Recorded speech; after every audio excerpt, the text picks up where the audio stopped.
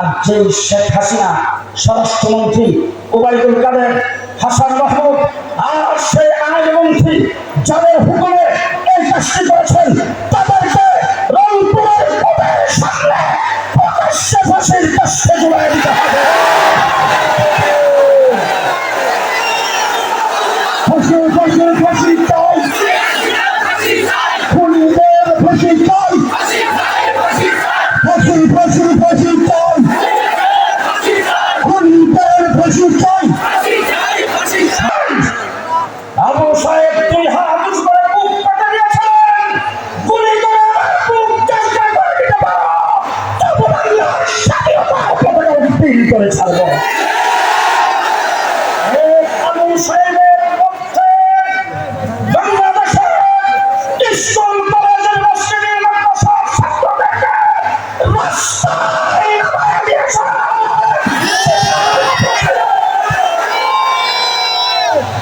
গত 16 বছর বাংলাদেশের এমন কোন সেক্টর নাই শেখ হাসিনা যেখানে নির্যাতন করে নাই। বাংলাদেশের কোন মসজিদের ইমামের মেহরাব নিরাপদ ছিল না, কোন মসজিদের খতিবের মিম্বর নিরাপদ ছিল না, বাংলাদেশের কোন ওয়াজ মাহফিল ইসলামী সম্মেলনের স্টেজ নিরাপদ ছিল না। বাংলাদেশের প্রত্যেকটা সেক্টরে নির্যাতনের শৃঙ্খলা কায়েম করেছিলেন শেখ হাসিনার সরকার। সংগ্রামী ছাত্র বন্ধু, আজকে দেশ স্বাধীন সার্বভৌম বাংলাদেশ, দেশের স্বাধীনতা রক্ষা করতে হলে দেশের প্রতিরক্ষাকে মজবুত করতে হবে। শেখ হাসিনা ভারতের পর রাজ্যে পরিণত করার জন্য, দেশের প্রতিরক্ষাকে ধ্বংস করার জন্য 2009 সালে 57 জন আর্মি অফিসারকে দিনে হত্যা করেছে। সংগ্রামী ছাত্র বন্ধুগণ, 2013 সালে আমরা শাপলা চত্বরে কেন গিয়েছিলাম? এই দেশের কোন সরকারকে ক্ষমতায় বসাইবার জন্য আমরা যাই নাই, কাউকে ক্ষমতা থেকে নামাইবার জন্য যাই নাই। আমরা শাপলা চত্বরে গিয়েছিলাম আল্লাহ নবীর ইজ্জতের জন্য। আবু জাহেল রাসূলকে মাজনুন বলেছেন, চরিত্রহীন বলেছেন। আবু জাহেল রাসূলকে পাগল বলেছেন, কিন্তু মৃত্যু বলতে পারে নাই। বাংলাদেশের বাংলা ভাষা ব্যবহার করে বাংলাদেশের আল্লাহ নবীকে চরিত্রহীন বলেছেন, পাগল বলেছেন, মৃত্যু বলেছেন।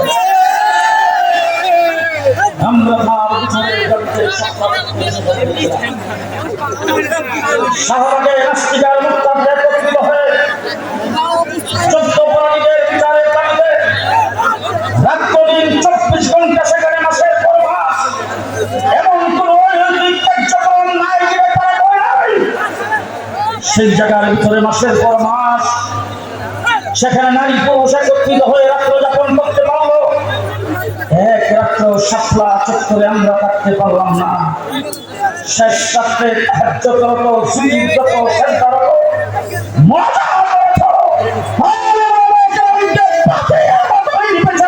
হত্যা করেছে। সংগ্রামী ছাত্র বন্ধুগণ, 2021 সালে বাংলাদেশের স্বাধীনতার 50 বছর পালন হবে। দেশটা শেখ হাসিনার বাবার নয়, দেশ শেখ হাসিনা নয়, দেশ বাংলাদেশের মানুষের। বিদেশের 50 বছর পালন করবেন, পৃথিবীর যে কোনো দেশের প্রেসিডেন্ট আপনি দেওয়া করেন, যিনি বাবরি মসজিদকে ভেঙে চুরমার করে দিয়েছেন, যিনি কাশ্মীরের মুসলমানদের রক্তে পায়ে হাত দিয়েছেন, সেই নবীকে প্রতিবাদ আমরা করেছিলাম। আমাদের হত্যা করেছেন। হাজার হাজার তৌহিদকে গ্রেফতার করে বিনা বিচারে কারাগারে নির্মম প্রকোষ্ঠের মধ্যে আটকে রেখেছেন আমাকে মনিরুল ইসলাম ফিরোজ সাহেব, মৌলানা মুনির কাসেম সাহেব, আইসাউল ইসলাম আলী সাহেব, মৌলানা বশিরুল্লাহ সাহেব, আমাদেরকে ফাঁসির কাস্টে রাখা হয়েছে। বাইরে যোগাযোগ করতে দেয় না,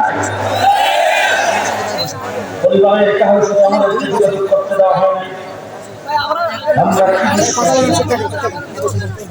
আমাদের চর্চা হলো শত শত, গ্রেফতার আমাদেরকে করা হলো, রক্ত আমাদের ঝরে হলো, 21 জনকে পাখির মতো করে হত্যা করা হলো, বৎসরের পর বৎসর আমাদেরকে জেলে আটকে রাখা হলো।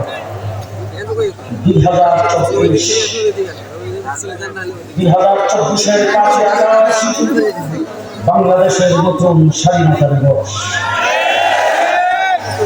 রংপুরের প্রত্যেকটা মানুষকে ধন্যবাদ মোবারকবাদ জানাতে চাই। আবু সাহেব 2 হাত উঁচু করে বুক পেতে দিয়েছেন, গুলি করে বুক চেষ্টা করে দিতে পারো, তবু বাংলার স্বাধীনতার পতাকা উত্তোলন করে ছাড়বো। আবু সাহেবের পক্ষে বাংলাদেশের স্কুল কলেজের মসজিদের মাদ্রাসার ছাত্রদেরকে রাস্তায় নামায় দিয়েছে।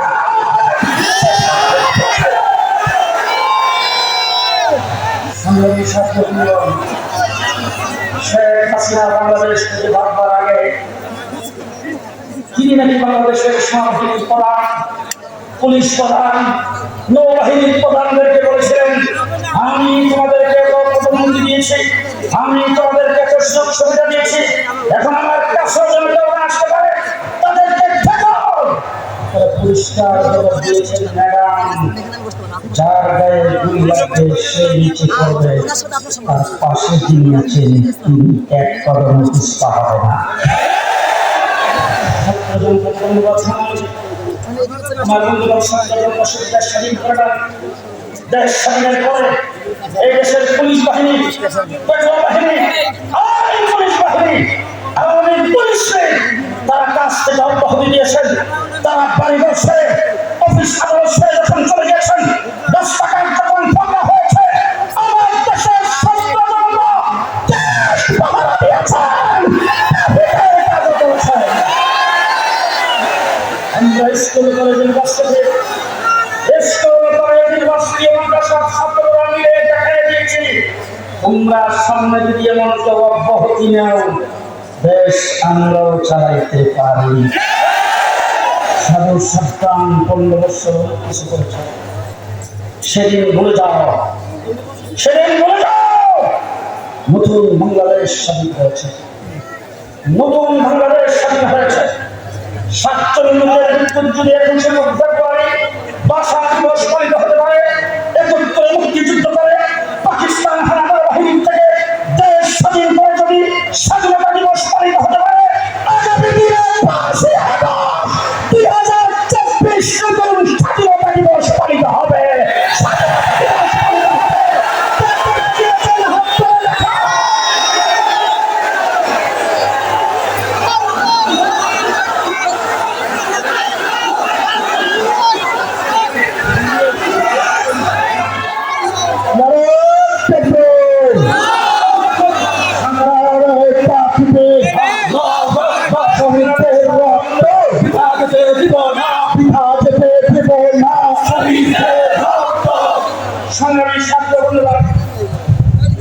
আমাদের দেশের মন্ত্রীরা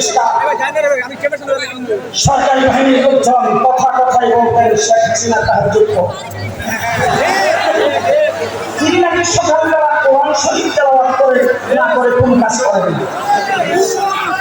আমি একটা জিনিস চিন্তা করে বুঝে পাই না, ইসলামের জন্য শেখ হাসিনার দরদটা হবে কেন? তার একমাত্র সন্তান আপনাদের এই রংপুরের সমাজ বিয়ে করেছেন খ্রিস্টান, তার একমাত্র বোনের ঘরের ভাগনা বিয়ে করেছেন খ্রিস্টান, তার একমাত্র বোনের ঘরের ভাগ্নে বিয়ে বসেছে একজন শ্বেতাঙ্গের কাছে। এখানে আছে যদি কোনো হিন্দু বুদ্ধ খ্রিস্টানের কাছে কেউ বিয়ে বসে, দেখে বিয়ে হয় না, ভাড়া দেওয়া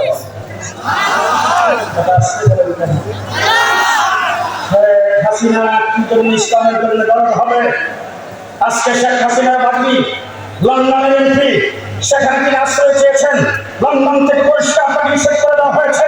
শেখ হাসিনার ছেলের বউ আমেরিকান নাগরিক আশ্রয় চেয়েছেন, সেখান থেকে প্রত্যাখ্যান করেছে।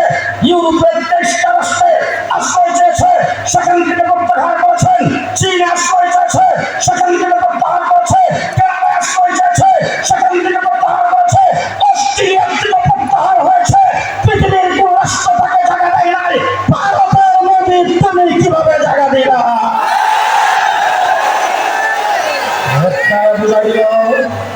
একটা বোঝা গেল 15 বছর যে সন্ত্রাস করছেন তার সাথে তুমিও জড়িত। তুমি জড়িত না হয়ে থাকো, তুমি যদি বাংলার মানুষের গর্বে হয়ে থাকো, এই দেশের বন্ধু রাষ্ট্র হয়ে থাকো, তাই পরিষ্কার ভাষায় বলবো, শেখ হাসিনাকে ভারত থেকে বের করে দাও। শেখ হাসিনাকে ভারত থেকে প্রত্যাহার করো। তাকে স্থান দেওয়া যাবে না। যদি তাকে স্থান দিয়ে রাখো, তার দলবল নিয়ে সেখান থেকে যদি বাংলাদেশের বিরুদ্ধে বাঙালি সবকে রাখে ষড়যন্ত্র করতে থাকে, পরিষ্কার ভাষায় বলতে চাই, প্রয়োজনে বাংলাদেশের দূতাবাস বন্ধ করে দেওয়া হবে।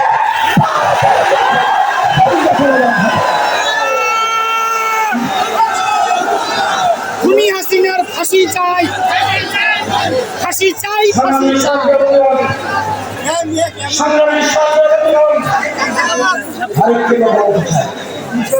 বাংলাদেশে অনেক সংগঠন দাবি করা হয়েছে। যেখানে যেখানে আমাদের প্রতিষ্ঠান করবে একজন মানুষকে আমার সাথে দাঁড়িয়ে দিয়েছে। আমার পাশায় এসে বলতে আপনি যেখানে আসছেন শুনে খুবই দুঃখ লাগছে। আজকে আপনাকে পাইছি, আমার কিছু ইতিহাস আপনার কাছে বর্ণনা করবো। কাশীপুর তিনি ঢাকা কেড়ে দিল সেই কোর্ট পর্যন্ত আমার কাছে ইতিহাস বর্ণনা করেছেন। তিনি একজন কোরআন শরীফের প্রচারক। তাকে দলে নিয়ে তার নামের একটা দল নিজেরা প্রশাসনে বানিয়েছেন। সেই দলের নাম হলো আল্লাহ দল। আল্লাহ দলের নিজেরা পুলিশেরা নিজেরা আল্লাহ দলের কিছু উদ্দেশ্য লক্ষ্য, যেটা দেশের জন্য ক্ষতিকর, যেটা সন্ত্রাসের সাথে মিল, এরকম কিছু করে দলটাকে ঘোষণা দিয়ে বের করে তাদেরকে যাবজ্জীবন কারাদণ্ড দিয়েছেন। বাংলাদেশে এমন অনেক দল সন্ত্রাসের দায়ে যদি বের হতে পারে, তাইলে আমি বাংলাদেশে এই সমস্ত অনেককে শাস্তি দিতে বলতে চাই। আওয়ামী লীগ 15 বছর ছাত্রলীগ যুবলীগ যে সন্ত্রাস করেছে, সেই দল এক নম্বরে বের হবে।